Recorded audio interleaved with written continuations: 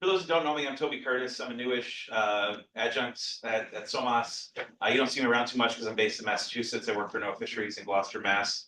But I collaborate with some Stony Brook folks, and I'm very excited to introduce Lauran today.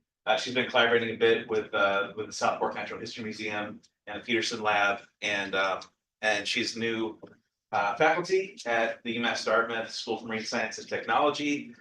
So she's based in New England, but she's originally from Old England, which you'll pick up when you start speaking. Lauran got her bachelor's and PhD at the University of Hull, and but then after that, she moved to Florida and was a senior research fellow at Florida Atlantic University and Harvard Branch Oceanographic Institute, working with mitigation.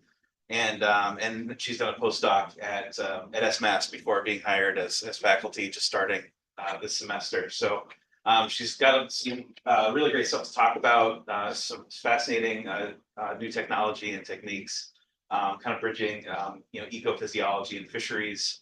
She's worked on everything from lemon sharks and bull sharks to Goliath grouper and New England groundfish. So she'll be kind of covering a lot of ground and talking about what her new lab is kind of bringing to the Northeast. So thanks very much, Lauran. Thank you, Toby. Hey, morning, everyone. Can you hear me okay? Awesome. Okay, so I'm going to give you a 40,000-foot view of some of my research, more just to give you an overview of what I've been doing and sort of how that's influenced where I'm planning on, or the directions I'm planning on taking my lab in. As Toby said, I'm new faculty, halfway through my first semester. It's a whirlwind, but I'm loving it. And yeah, I feel like I've done a little bit of a lot of things, so you'll get a flavor of that over the next 40 minutes or so. So just to give you a quick overview of the seminar, I'm going to talk to you a little bit about how I got here. Toby just touched on all of that, so I won't spend too long on it. Just talk to you a little bit about SoMAS and what SoMAS goals are. Then talk about some of my research and how that sort of influenced my trajectory, and then give you a few examples of some of the research projects that I've been working on so far, and a couple of projects that we're kickstarting in my new lab.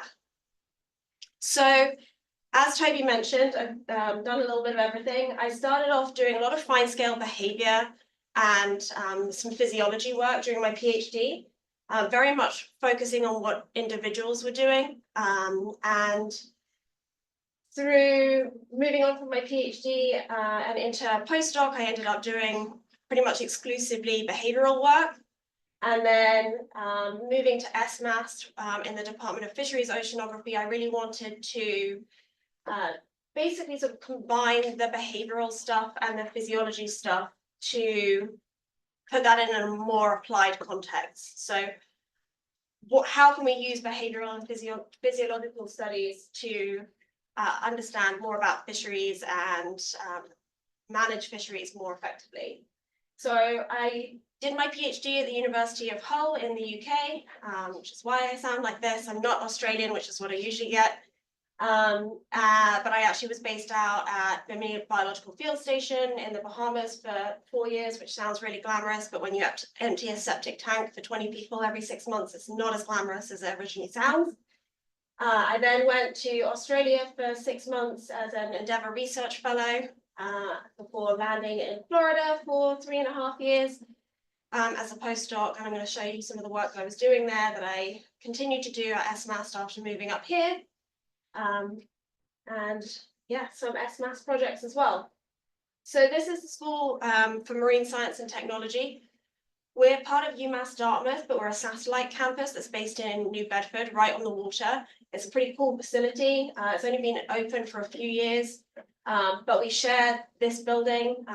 We actually have 2 buildings, but the Department of Fisheries Oceanography is in this particular building, and we share it with the Massachusetts Division of Marine Fisheries, which really helps to facilitate collaboration, which is awesome. We're primarily a graduate school and tend to feed a lot of students into federal and state positions, but also nonprofits as well. And we have an amazing seawater lab facility, which I am definitely planning on making use of over the next few years. So in terms of my research goals, I really enjoy and focus on trying to understand the dynamics of fish physiology and behavior and how that's impacted by various different things. So first and foremost, how is this impacted by environmental drivers? How does their behavior and physiology change on a daily basis over different seasons? How's it impacted by temperature? Because we need to know that information to know how an animal might be impacted by anthropogenic stresses, right? And we have a lot of anthropogenic stresses in the environment at the moment. Obviously, we have a lot of fishing pressure. We've now got offshore wind coming in. So trying to understand baseline behavior is really important for identifying what these activities are doing and how they're impacting different fish populations. And to do that, I used various different tagging technologies. And where possible, I try and sort of combine different sensors, done a fair amount of sort of tweaking sensors and tweaking tags to fit specific species, some of which haven't had certain tools applied to them. So there's a lot of design in that process. And the reason that I enjoy doing this is because I feel like these kind of go hand in hand, right? In order to be able to understand the physiology and behavior of fish in the wild, we need to have these tools that allow us to monitor these animals in the wild, which has historically been really difficult to use. But as technology is improving, things are miniaturizing, things are becoming more affordable, battery life is improving, it's getting easier to do that. Easier, not necessarily easy, and not necessarily cheap either, but it's moving in the right direction. So with these technological tools, we're able to address a lot more of these questions, but there's still plenty of progress to be made and plenty of advancements to be made. And there are still questions that can be identified that require us to develop new tools and miniaturize some of the available tools. And then finally, I try and do all of this and put it in an applied context. So really trying to understand and providing data that can be used to inform fisheries management, whether that's on a single species basis or through ecosystem-based fisheries management. So I'm just going to highlight, and like I said, it's going to be a 40,000 foot view, but I'm going to talk about a project under each of these different themes. So I'm going to talk a little bit about the behavioral energetics work that I did as part of for my PhD. I'm going to talk about a depredation study, and I'm going to talk about some portfolio analyses, which I find really exciting. And I can definitely say when I got into marine science, I never thought that I would be working with an economics-based model, but it's been a really good learning curve, and I would like to introduce that particular project to you.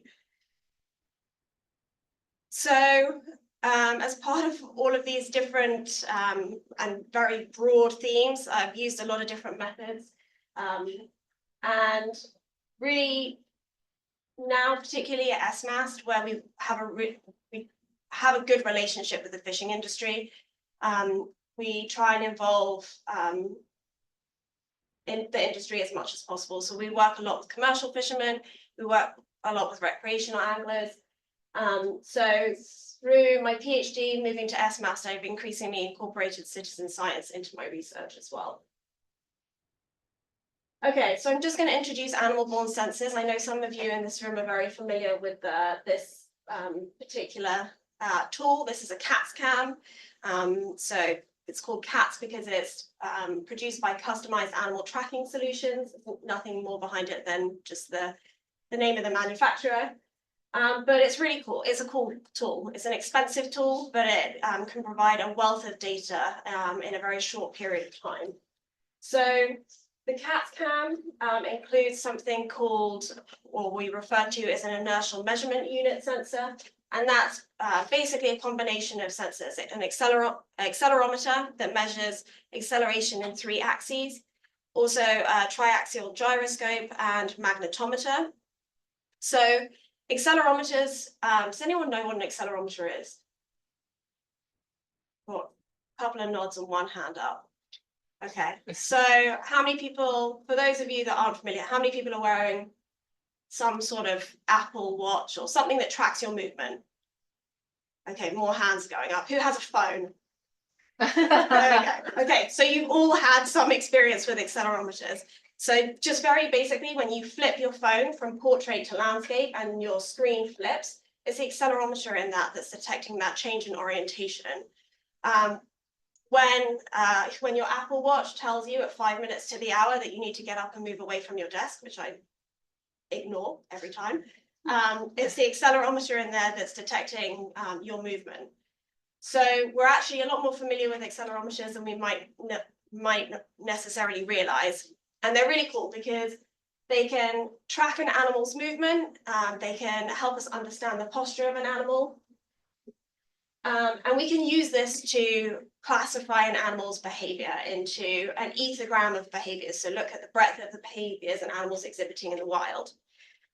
Gyroscopes can also be used in tandem with accelerometers to help improve that classification. And magnetometers can monitor angular rotation in relation to the Earth's gravitational field. And the reason that they're particularly powerful is if you're using them in tandem with an accelerometer, you can generate something called a pseudotrack. So this is an example of a pseudotrack from a bull shark. And basically the color is just indicating the level of activity, with bright red at the top, indicating more intense activity. Hopefully you can see some of the colors, but just to sort of briefly talk you through this track. We released the shark, it tried to get the hell away from me, and swam in a pretty directed fashion initially, but then, and relatively fast. It then settled down, I think, realized it had got far enough away from its alien experience, relaxed a little bit, and then you can see when the track becomes more and more tortuous, there are some red, some little red portions in there, so indicating really high activity. So the reason that I like using pseudo tracks, they're not great for, you know, working out exactly where an animal is necessarily, but it can help to contextualize the behavior. So I personally think that these particularly tortuous tracks look rather like this sediment plume, which is from a bull shark. Is that video? Yeah. This is a bull shark that's feeding in the Indian River Lagoon. So I just thought that we were really lucky to get this footage. This is from a graduate student at Harbour Branch, but just seeing these really bright peaks in activity when the track's more tortuous perhaps gives us an indication that this is feeding behavior. So one thing that's really cool with the CAT cam as well is you can integrate depth and temperature, but also video camera and hydrophone for monitoring sound. And this can help us contextualize and see interactions between conspecifics and predator-prey interactions as well. So just to give you an example, this is a CAT cam attached to a Goliath grouper. This doesn't quite sync out because it takes a little while to kick in, but yeah, this is a CAT cam attached atop a Goliath grouper, and I'm just going to draw your attention here to the to an acceleration trace.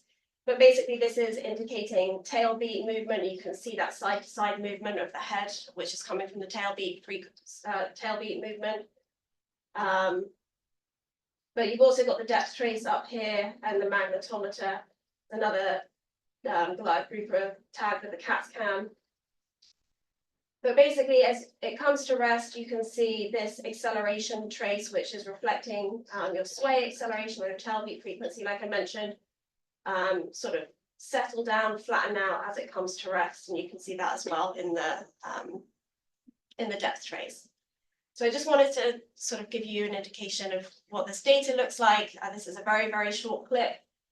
You're looking at hundreds of thousands, if not millions of data points.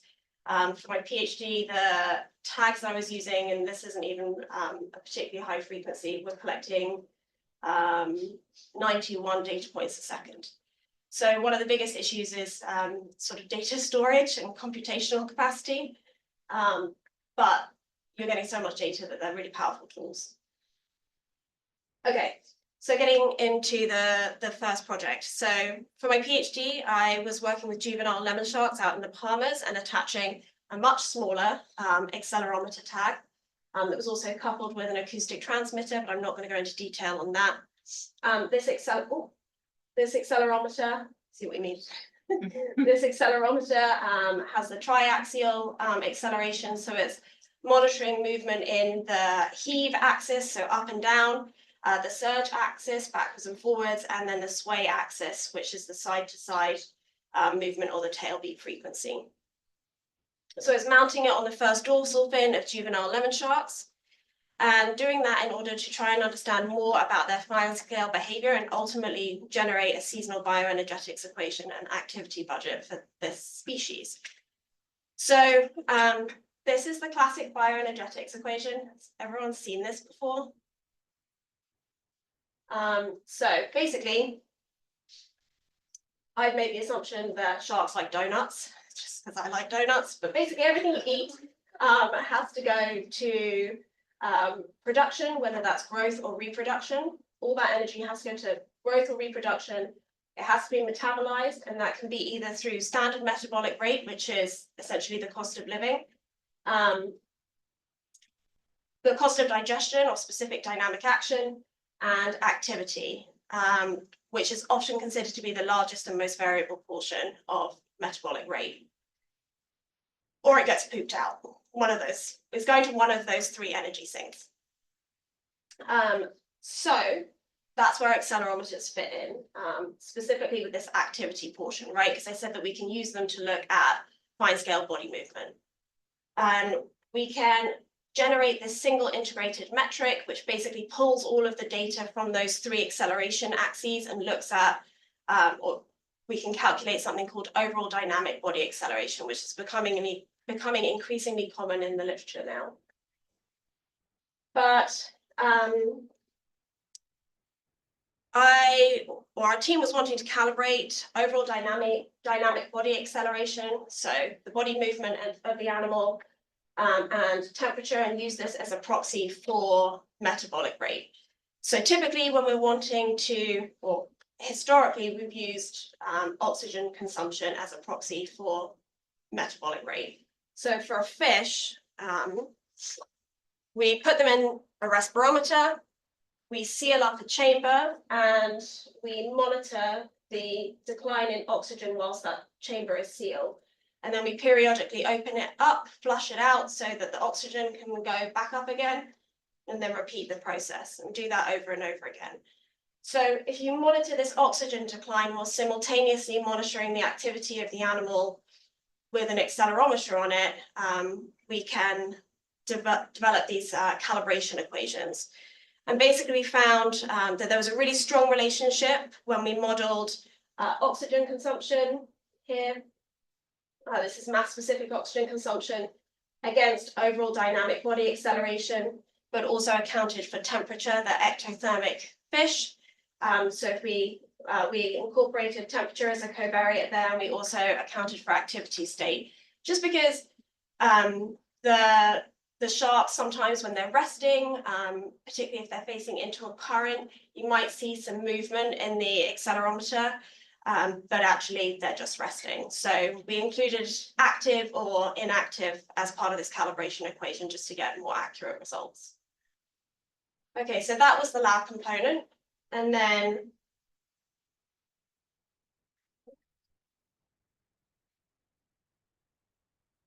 there was also a huge field component. So I tagged 20 individuals over the course of my PhD and basically spent a huge amount of time with an amazing group of volunteers sitting on top of 12-foot towers that were strategically placed around the island, basically looking for the sharks that I had tagged, everyone wearing watches that were synced with the accelerometers, and recording their particular behaviors so that I could ground truth the acceleration data with all of the behaviors that we were seeing.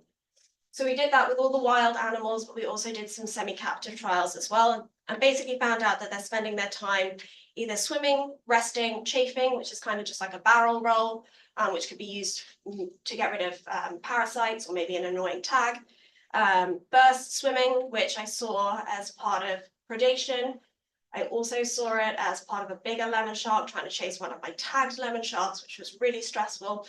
And I was trying to work out how I was going to catch the big lemon shark while stood on top of the tower so that I could wait until it gave me my tag back. Luckily, the small tag shark didn't get eaten, but burstomy can be part of,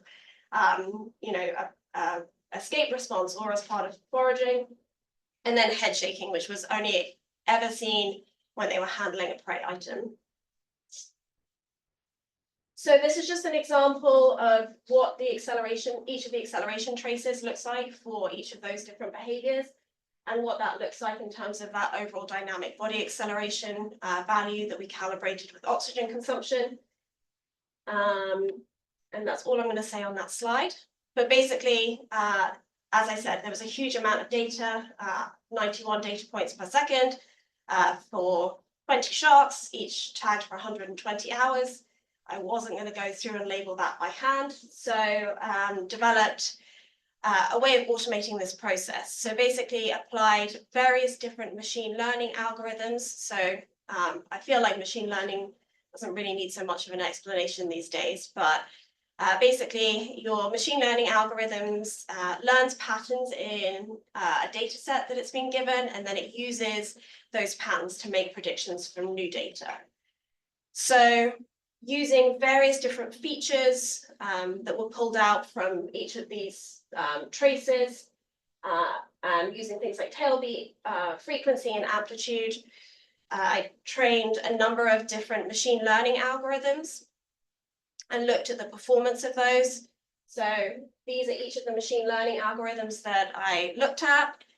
A value of 0 means it's really rubbish and not doing its job. A value of 1 means it's performing perfectly. So these are pretty good numbers. Each of those algorithms were performing pretty well in terms of classifying all of that acceleration data.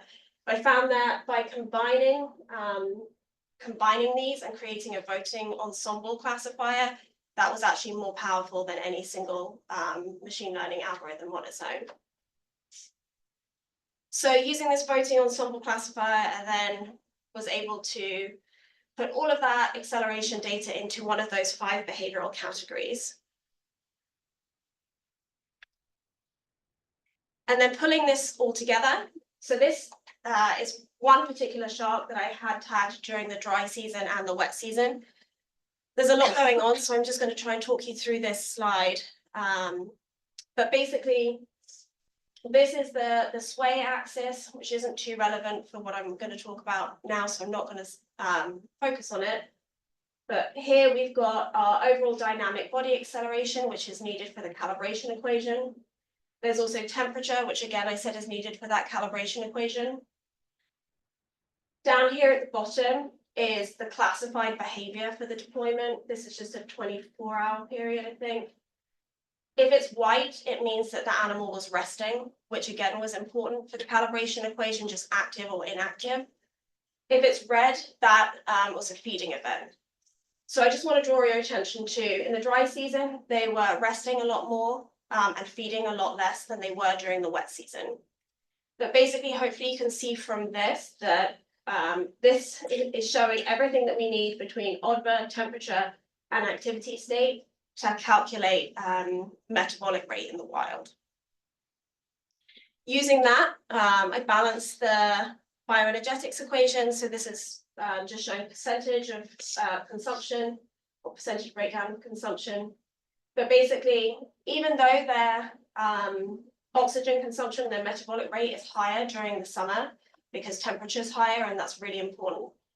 They were feeding a lot more, so they were able to grow faster during the summer. So I was able to also dig into sort of like behavioral and physiological trade-offs through this. I was able to get at production using mark recapture data, and then obviously metabolism by going back to that calibration equation. So ultimately I was able to get that seasonal bioenergetics equation for the juvenile lemon shark, which was something no one had ever done before, especially for wild sharks. So the main takeaways from this study is just to indicate how we can use lab and field studies to bridge the gap and accelerometers and all of these animal-borne tagging tools are really powerful in helping us do that. As I mentioned, I was able to look at various different trade-off decisions that these animals were making in the wild, trade-off decisions in terms of foraging and probability of encountering a predator, but also growth as well. And as I said, it's really important to understand the baseline behavior of an animal in its natural environment in order to be able to understand what the impacts of environmental stresses are. So unfortunately, this particular island is going through a number of has been for quite a while, been subject to a lot of habitat degradation through resort development. Okay. Moving on to talk a little bit more about anthropogenic impacts. I'm going to talk to you about a study that I've been involved with at FAU that was funded by the Cooperative Research Programme.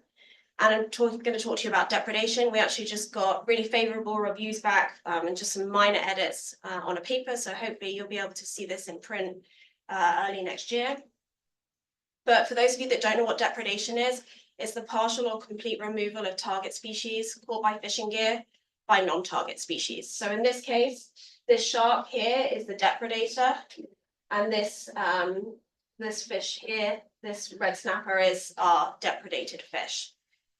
And typically, a lot of the researchers, or historically, a lot of the researchers has focused on commercial fishing, but not so much emphasis on the impacts of depredation and the dynamics of depredation in the recreational fishery. But purportedly, shark abundance is increasing. We know that there's more anglers on the water every single year. So it makes sense that depredation rates and these interactions would be increasing. Florida is a particular hotspot for this. And we also know that anglers' beliefs influence their actions. So unfortunately, well, I suppose it depends on whether you like sharks or not, but this is a shark that has been shot through the head. And unfortunately, we were seeing a lot more of incidents where people were lashing out against sharks because they felt like they were a threat to the species that they were targeting for fishing. So the objective of the study was to characterize depredation in non-highly migratory species fisheries. So we wanted to understand who the victims are, and I don't really mean the people in this situation, but which species of fish are being depredated upon, who are the culprits, so who's doing the depredating, and what do the conditions look like when depredation is occurring. So we took a multi-pronged approach to this, very heavily relying on citizen science participation. So we used social media, spent a lot of time analyzing a Facebook page, also sent out emails or a survey through the Florida Fish and Wildlife angler database for anyone that held permits, and also swabbed bite wounds. So literally swabbed right here on the depredated fish to try and determine using genetics which species had caused or had produced that bite. So in terms of the Facebook group, we were looking at sportsmen fighting for marine balance. We looked at 2 years worth of posts and went through that to try and work out, if we could, roughly where the event had occurred, what species had been depredated, and whether the person that had posted the pictures had been able to identify a depredator. In most cases, they weren't able to. So actually in 79% of instances, the depredator wasn't named or wasn't seen. And we were finding that lots of the species that were being depredated were from the snapper grouper complex. So the top, this is just showing some results from the Facebook analysis. As I said, most of the species weren't seen. The majority of species that were identified were sharks, but there were also a couple of teleosts in there as well. Great barracuda and Goliath grouper. And in terms of the species composition for what's being depredated, it was primarily species from the snapper grouper complex, which are indicated here in pink. 3 of the 5 most commonly depredated species were mutton snapper, greater amberjack, and red snapper. Okay, then we were also sending out quarterly surveys to get a lot more idea of people's fishing experience, basically trying to get more information than we could perhaps get, or more consistent information than we were getting from the Facebook analysis.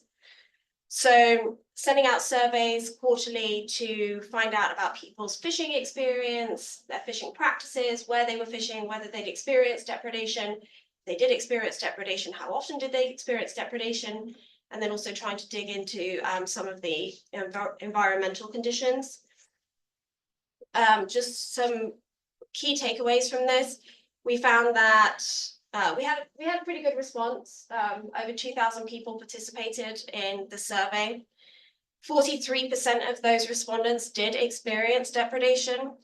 And we found that depredation varies by region and season, because we were sending them out, each of these out across Florida, but grouping everything into 7 different regions.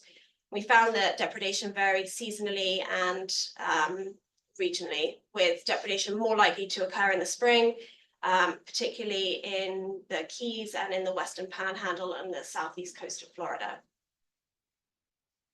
And again, you can see, very similar to the results we were seeing from the Facebook analysis, that for the people that did experience depredation, the majority of them were specifically targeting fish in the snapper grouper complex. Then we worked with charter for hire captains to swab the bite wounds.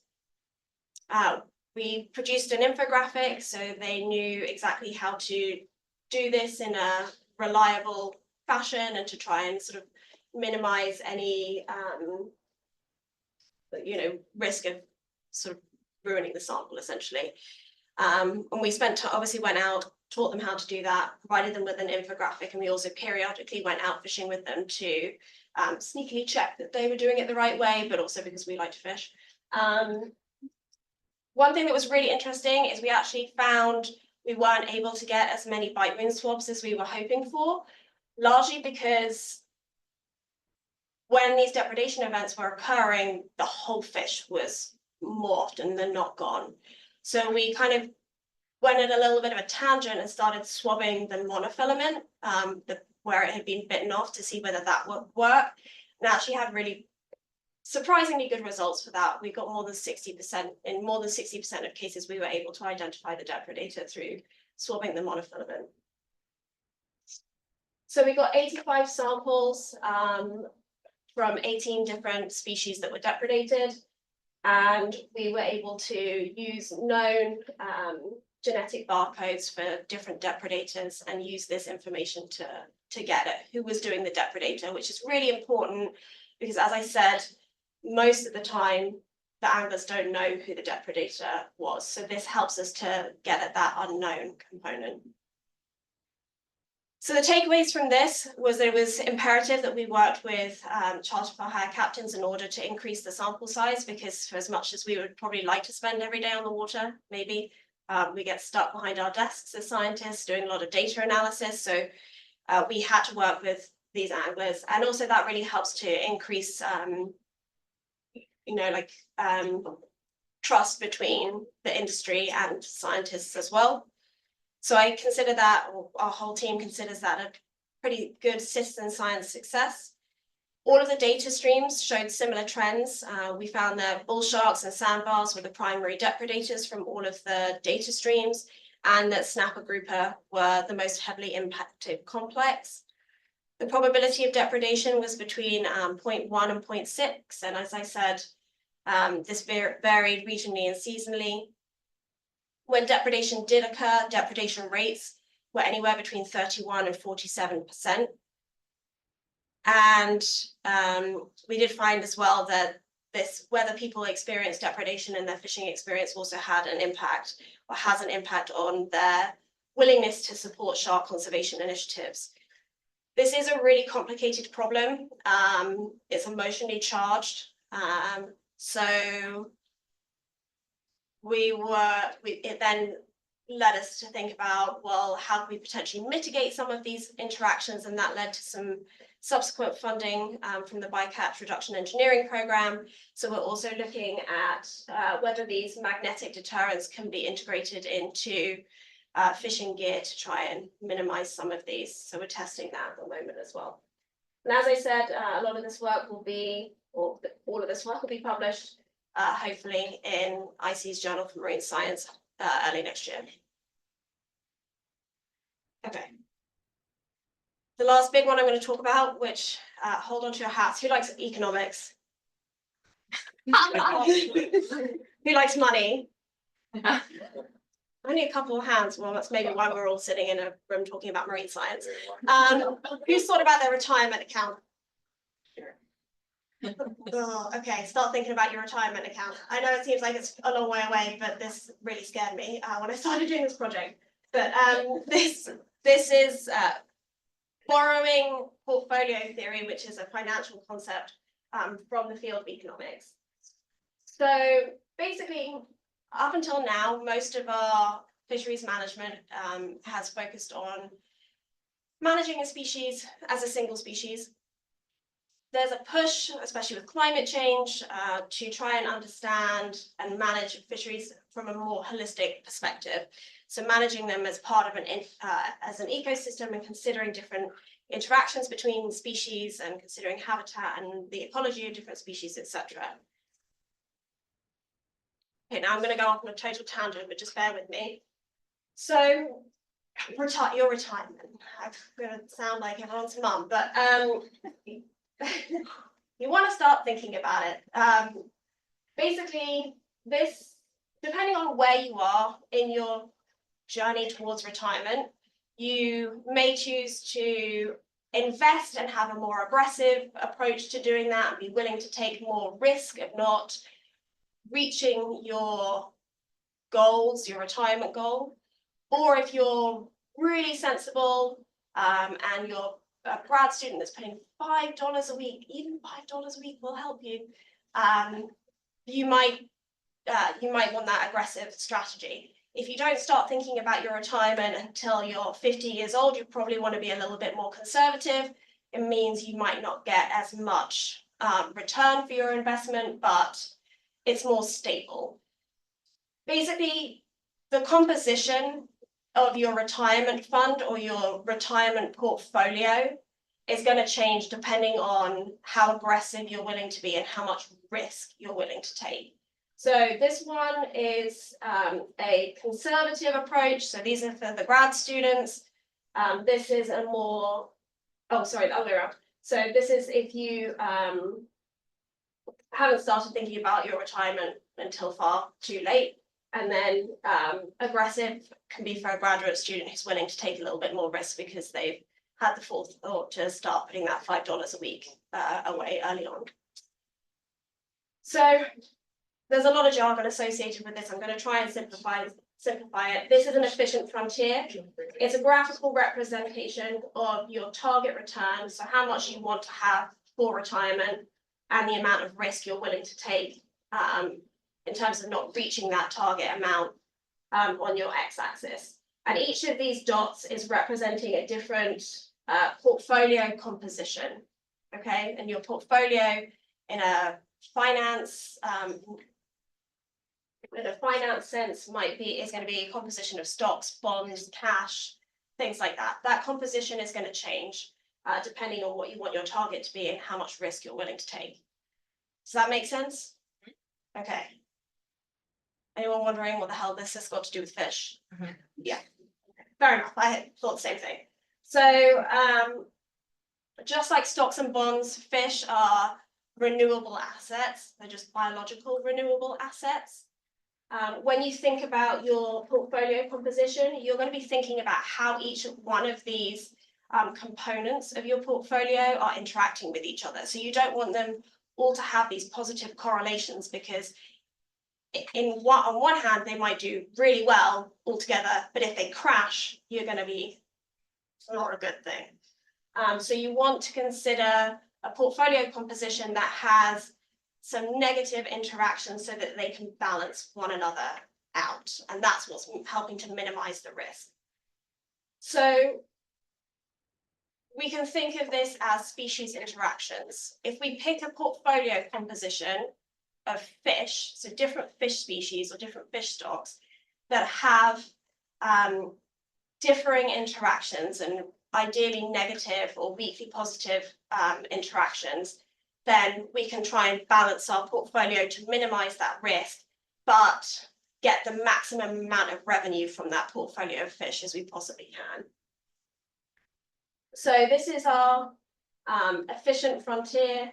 I'm just going to focus you on the red line here. This is a portfolio composition of fish where we're considering all the interactions through revenue, specifically revenues capturing a lot of the interactions that are going on behind the scenes between all of the fish in our portfolio. And each one of these dots, for each one of these dots, you can think of it as a pie chart where the composition of fish that we're harvesting is changing in order to maximize the amount of money we can get, but taking the minimal amount of risk of not achieving that target revenue. Does that make sense?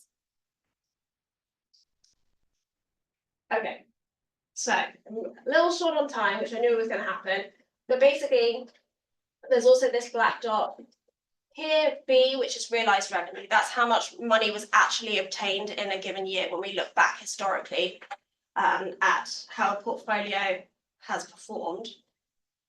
So we could have either taken the same amount of risk, but got more revenue for that level of risk when we're looking at historical performance. Or we could have got the same amount of revenue, but taken less risk, or we could potentially have operated somewhere in between. So how's it done? Not going into a lot of detail. There's a lot of math and quadratic optimization, and it still scares me a bit.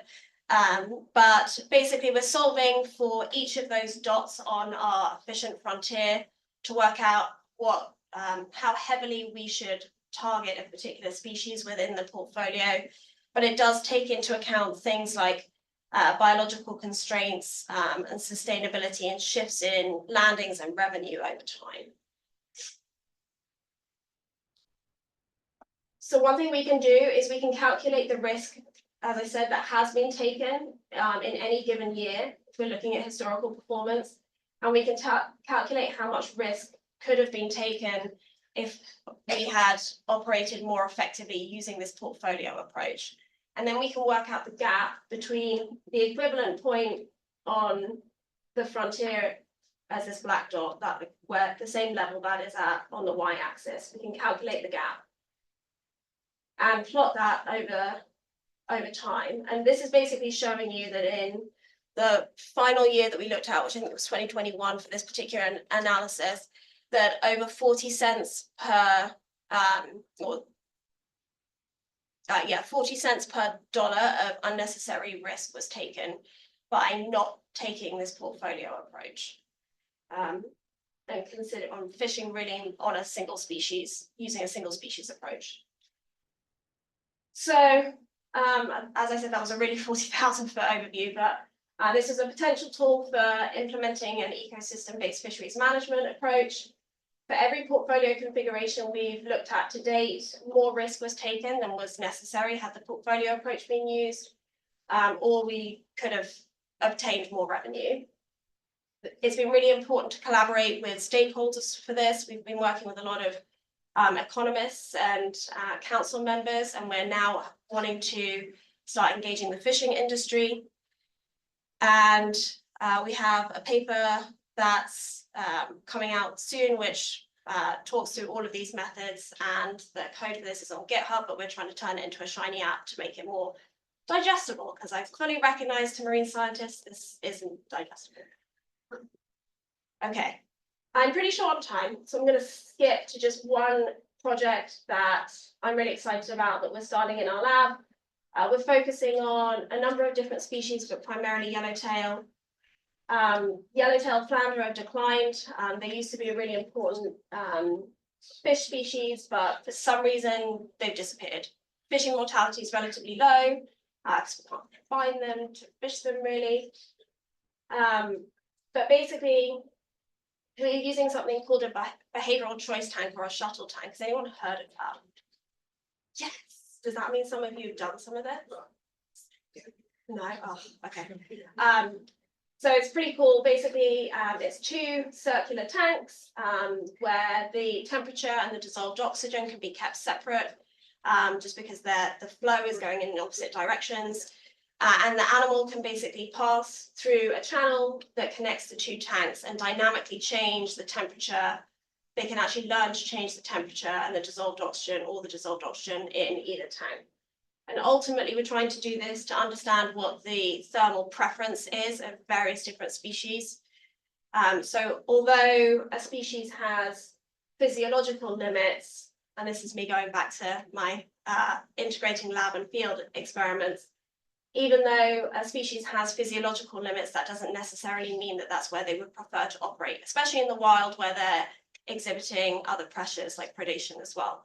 So we're trying to work out what the preferred thermal and dissolved oxygen habitat is of various different species that are important to the New England region. Then once we've done that, we're hoping to use ocean modeling data to potentially map where the preferred thermal habitat is of these species. And if we can find some more money, do some tagging to see how well our lab studies are predicting where we could potentially find these animals. And with that, I'll stop talking and let people ask me some questions. I know that was a lot.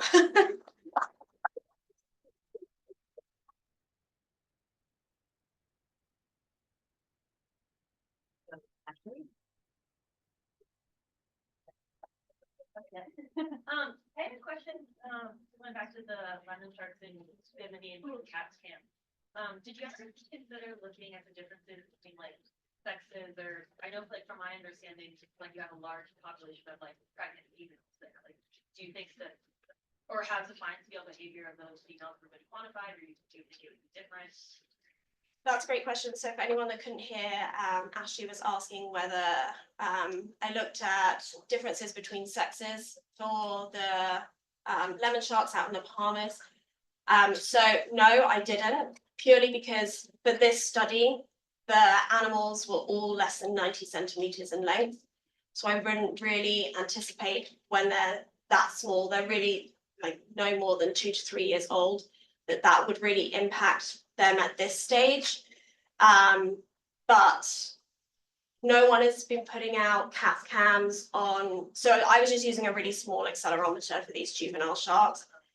There's no one out there that is putting them on bigger sharks. We don't actually see that many adult lemon sharks outside of when they come back to drop their pups in that region. But yes, I mean, you could definitely use this technology to try and get at differences between males and females in terms of sort of like how they're attributing their time and what they're doing with their energy. It would be really cool to look at that, I think, through ontogeny. Yeah, great question. Thank you for your nice presentation. And I'd like to know, the method is used to under single species. So will you use it? Will you use it to the multi-species in the future? Sorry, which bit? I missed the beginning of your question. So how will you use this method to the multi-species economic? This one, the yeah, portfolio theory, right? yeah. So this is taking account of different interactions between different fish species, because each one of, you can think of each slice of this pie as a different species of fish. So when you're picking your portfolio, you're considering different interactions between fish species. So it's sort of embedded in the theory behind the portfolio approach. So this is the correlation of revenue between each species in the portfolio. So we're really trying to increase the amount of red or like weakly positive relationships between different fish species. So you have to do that in order to get a nice stable portfolio of fish for your retirement. Does that make sense? Trying to integrate that. How viable is analysis like this to kind of adding different species throughout the analysis? So like, there's no black sea bass up there, but I would bet now there's more black sea bass that are here. Oh yeah, we have one of, this is one of way too many portfolio configurations I've looked at. Yes, we're now, I have a PhD student that is looking at integrating, basically trying to include climate change sensitive species, and look at potentially species that are managed by the Mid-Atlantic and New England. And you can look at this at a port level all the way up to a national or international level, and you can have 10 species in a portfolio, you can have 30 species in a portfolio. It's very flexible. It really just depends on your objectives. I had a question about the last portion. As you pointed out in the very first portion of your thing, different temperature thresholds and certain species under those temperatures have different behaviors, right? And you could associate certain temperature thresholds with certain behaviors such as foraging, movement, et cetera, so on and so forth. Yeah. Do you see that being exhibited in I'm assuming you're using the yellowtails in these tank setups in the future? We will be. Okay. Hopefully, if we can find them. That's the big problem. But yes. Sorry, what was the end of your question? No, just because then I'm assuming then you're taking that and you're applying that on sort of like a temperature gradient, like a spatial model. And so would you then I guess apply those behaviors to certain regions based on temperature, or is it just kind of like optimal temperature for the species generalized? Yeah, so for this particular project at the moment, we're not doing any behavioral classification. It's literally just, are they preferring to, what is their optimal preferred temperature? Not necessarily physiologically, but behavior, like their behaviorally preferred speed. But we're not actually trying to look at what specific behaviors they're doing at different temperatures. That is something that we could do. We just, whether we get the funding to, I have lots of ideas of where I would like to take this, but funding is always the issue in marine science. So for now, we're just trying to really dig into what the preferred temperatures would be. But yes, I mean, we could, especially if we then end up doing a tagging component and applying something like accelerometer tags to them, then we could start looking at the behavioral classification and seeing whether certain behaviors are more or less common under at certain temperatures or in certain environments. Sure.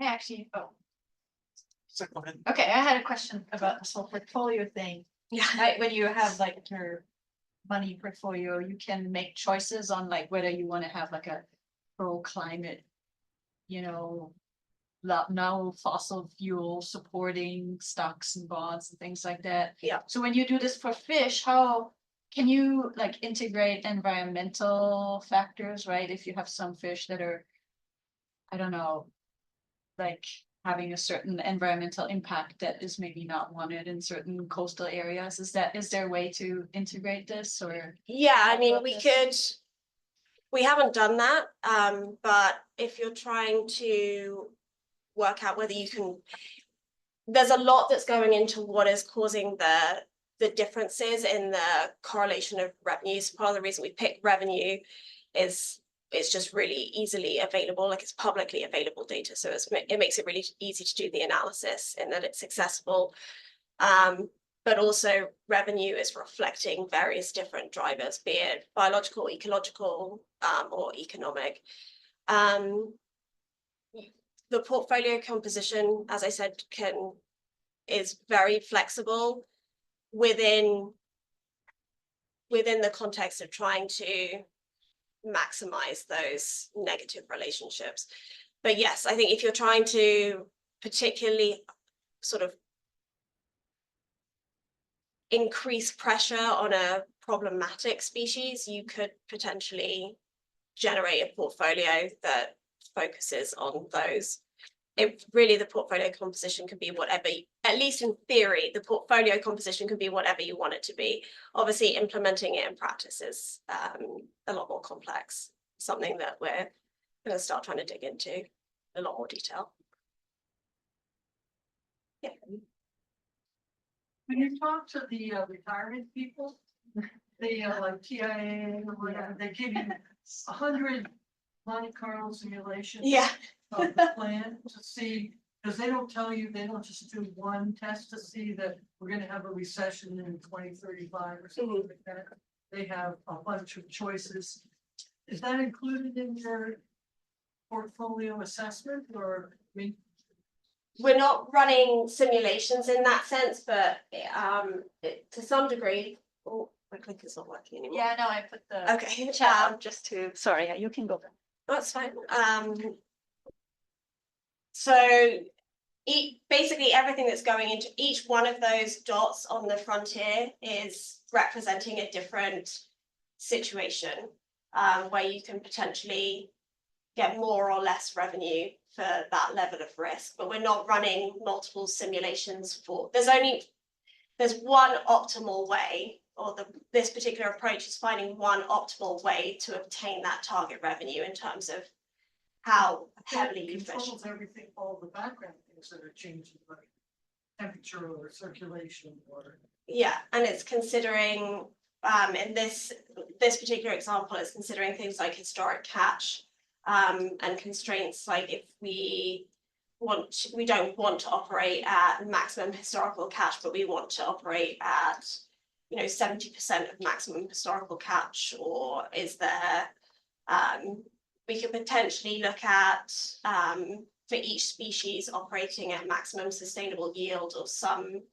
somewhere on that curve. So there's a lot of flexibility within each of them, but we haven't been running simulations for each target, if that's what you mean, because this is finding one optimal target for each revenue. Well, I mean, the reason the TIA does it that way is because the things like recessions or whatever, like in this case, the historical catch has not been constant, even pre-human intervention. Yeah. There was a lot of fluctuations. There was good year improvements, bad year improvements. Yeah. So if you don't include that kind of variability in it, how much does that going to affect, in your initial assumption of what the behavior of each of the fish is going to be? Right. So I mean, we have been doing sensitivity analysis, if that's essentially what you're getting at. Yeah. So we have done sensitivity analysis, and that is actually in the methods paper that's in press at the moment. And we've been doing sensitivity analysis to a number of different things that underpin this. So things like incorporating a decay factor to downweight historical, like older data in the portfolio. How sensitive is it to the duration of data that goes into it? Like if we put 50 years of data or the last 10 years of data, obviously the sustainability constraints as well. So yeah, that paper is doing all the sensitivity analysis to look at how a portfolio configuration for a particular target will change with all of those different parameters. So yeah, and the code that's on GitHub has all of that sensitivity analysis as well, so you can tweak it. Interesting. Yeah. I'm good. Other questions? Right, well, thank you so much for this really interesting.